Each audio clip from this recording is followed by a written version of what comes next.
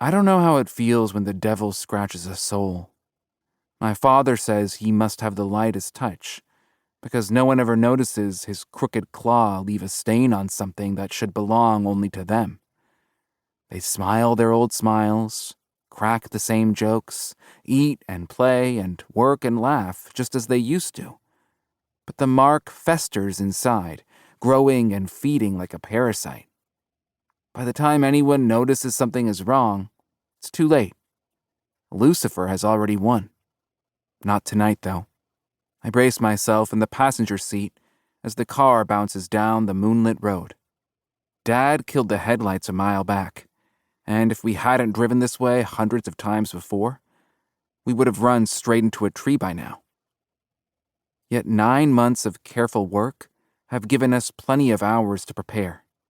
By the time we finished documenting sweet Mrs. Polly's chilling descent from lucky survivor of a restaurant explosion to heartless killer marked by Lucifer, Dad had it all planned out.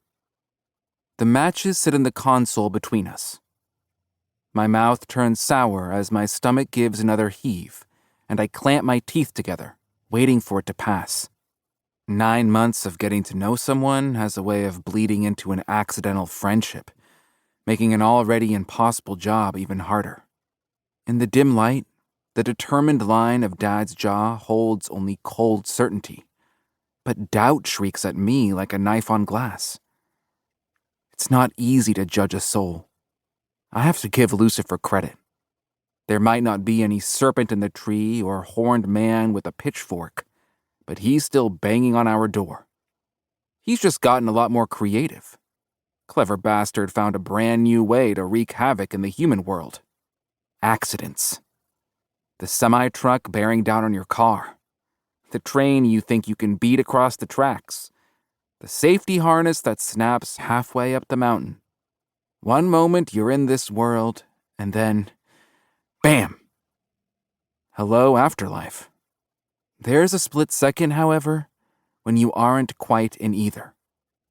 You're right in the middle of the jump, eyes squeezed shut, and both feet in the air, so you never see Lucifer extend a slender finger.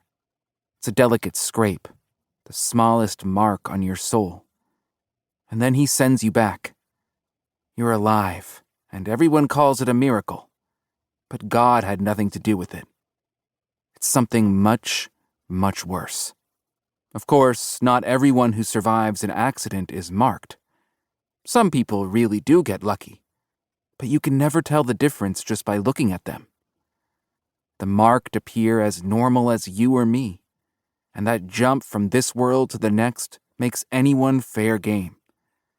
A life filled with kindness and charity offers no protection, no shield.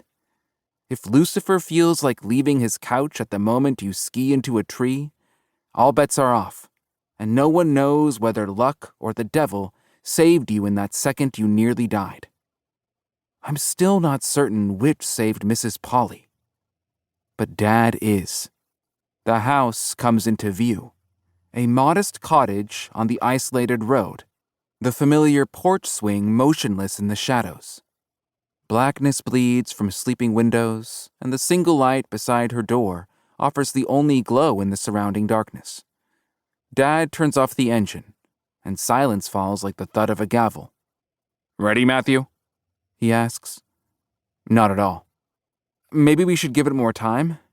I brace against the frown growing on Dad's face, just to be sure.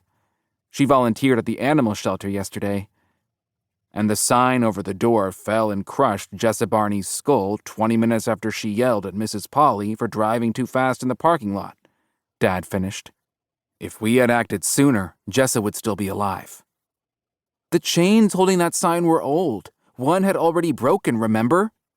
My voice rises, and I fight to steady it. Jessa's family plans to sue the shelter for not fixing it sooner. And it just happened to break the moment she stood under it? Dad shakes his head. Matthew, we've been over this. You saw the changes.